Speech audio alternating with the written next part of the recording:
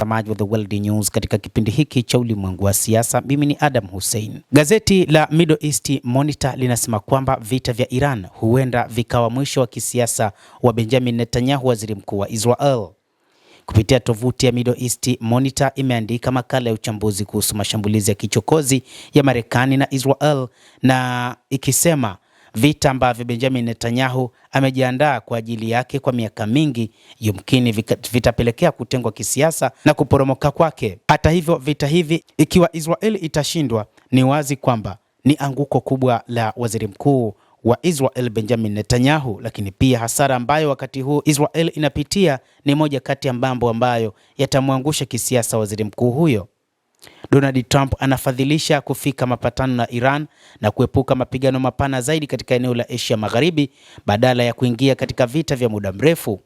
Lakini ni Israel ambayo kupitia waziri wake wa ulinzi Bwana Israel Katz ambaye amesema wao wataendelea na vita hivyo kwa muda mrefu zaidi na wataendelea kuishambulia Iran kwa muda mrefu zaidi. Kwa mujibu wa uchambuzi wa gazeti la Middle East Monitor, Trump hana nia ya kutuma majeshi ya nchi kavu ya Marekani huko Asia Magharibi au kuingia katika vita vya muda mrefu.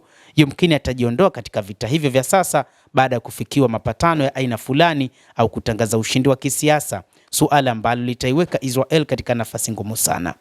Middle East Monitor imeashiria pia uwezo mkubwa wa jeshi la Iran na kuandika, mbali na uwezo wa kijeshi, nchi hiyo ina mnyororo wa makundi wa itifaki katika eneo la magharibi mwa Asia na uwezo mkubwa katika sekta ya ndege za kijeshi zisizokuwa na rubani na medani za kivita, mambo ambayo yanaweza kuwa na nafasi kubwa katika kuainisha hatima ya vita vya kuchosha upande wa pili. Uchambuzi huo unasema mazingira haya yanaweza kurefusha vita vya Israel na kuisababishia hasara kubwa, mambo ambayo kwa upande wake yatazidisha mashinikizo ya kisiasa na kiuchumi ya ndani utawala huo. Uchambuzi huo wa Middle East Monitor unamalizia kwa kusema suala ambalo lilitarajiwa kusajiliwa kama mafanikio ya kistratejia Netanyahu, sasa kuna uwezekano mwishowe likawa mojawapo ya changamoto kubwa zaidi za kisiasa za kipindi chake na mwishowe kuwa mwisho wa uhai wake wa kisiasa. Endelea kutufuatilia mtazamaji, lakini ni kusihi usisahau kulike, usisahau kucomment, kadhalika kusubscribe channel yetu hii upate habari hizi kwa mapana kupitia hapa The World News. Jina langu ni Adam Hussein, endelea kuwa nasi wakati wote, endelea kutufuatilia uweze kujua ni nini ambacho kinajiri duniani. Sisi kupitia The World News tutaweza kukujuza yote hayo.